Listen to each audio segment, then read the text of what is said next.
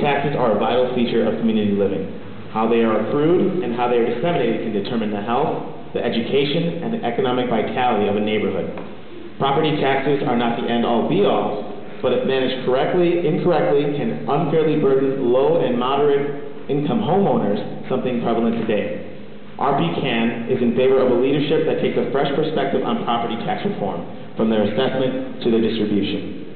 As alderman, or if re-elected alderman, what kind of support will you provide for extending a limit on assessment increases to all kinds of property? Nathan Dillon.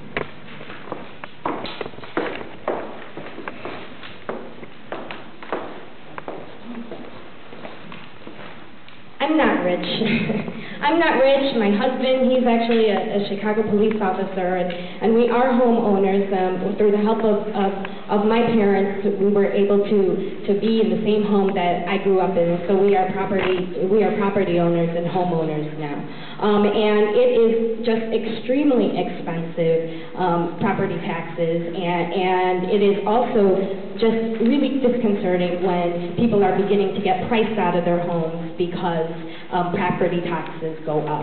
We have an overall problem in our entire city and in our entire state as it relates to property tax, because property taxes is the pool of money that is predominantly funding our schools right now. And with the increase of TIFs as well, more money is getting taken away from our schools. And so we need to find other ways to subsidize our public schools, and that way we can help with property tax relief. I support measures that will help decrease and put caps on our property tax.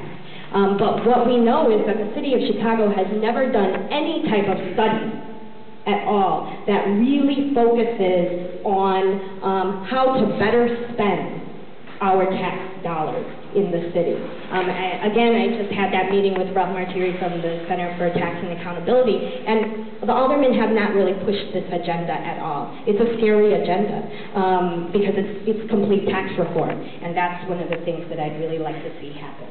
Thank you.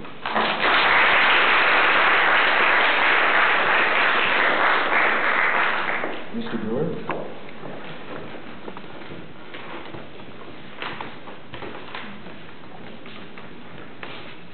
We cannot allow people to be priced out of their home and priced out of our community and the city by rising taxes. And so the cap, other tax relief are certainly important measures, even if temporary measures, while we get a handle on the rest of the problem. But let's remember there are two sides to this. One is the taxes, the other is where does that money go? How is it spent? And are we managing it effectively and fairly and providing the services that we need from that tax money? We've talked about TIFs. TIFs have been estimated to create as much as a 10% hidden tax increase because that money is held back in that, totally separate from the budget process, in that fund largely at the discretion of the aldermen, and as we've seen, being given away to private individuals and private interests, and not serving the public good. So first, let's go back and look at where that money's going and what we need. It's not just increase. Patronage, city jobs. How are we providing city services? Alderman Stone, a great defender of patronage. Let's have effective city services. Let's have fair hiring. Let's spend that money wisely and control taxes through putting the money where it belongs and not siphoning it off to waste and development that hurts neighborhoods.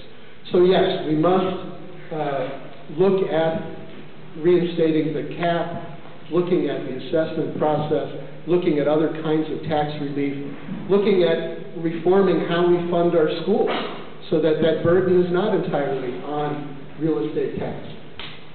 But also look at how we do city hiring and how we provide those services and where that money goes.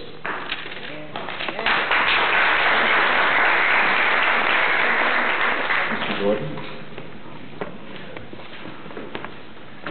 I think Greg touched on something here, which is that there's two sides to this coin. One, of course, is the collecting of the taxes and the fact that property taxes are becoming punitive here in Cook County. Those of us who have lived in our communities for years, 10, 20, 50 years in our community, are being priced out of our communities. No, not priced out because of the price of our buildings, priced out because of where our real estate taxes, the level of our real estate taxes are going. This is absolutely abominable. And what we should be doing is we should be encouraging people to stay in their communities. People who've been long-time homeowners or people who've been long-time renters, we should be encouraging them to do that. And the way we can do that in terms, at least for property owners, is those people who have been in their communities for a long time should have a cap put on their property taxes at some point in order to allow them to be able to stay in their communities and make it affordable. Now, on the other hand, we have to also make sure that if we do that, we've got to make sure that our taxes are being spent properly. And the problem is that, I don't know about the rest of you, but I really don't feel very comfortable with how Cook County is spending our taxes, at least not from what I've been reading in the papers over the past 3 to 5 years. So we really need to hold our county and city to a higher level of accountability in terms of how that money is being spent. And one of the things we need to do, as Nancy had mentioned, is we need to find another way to fund our public schools. It shouldn't be on property taxes. Everyone should have a stake in funding our public schools. And that will help to provide some property tax relief, which, by the way, also provides relief on rents for those who are renting, because you know what? Those costs are just bubbling right up to you. So it affects everybody. Thank you.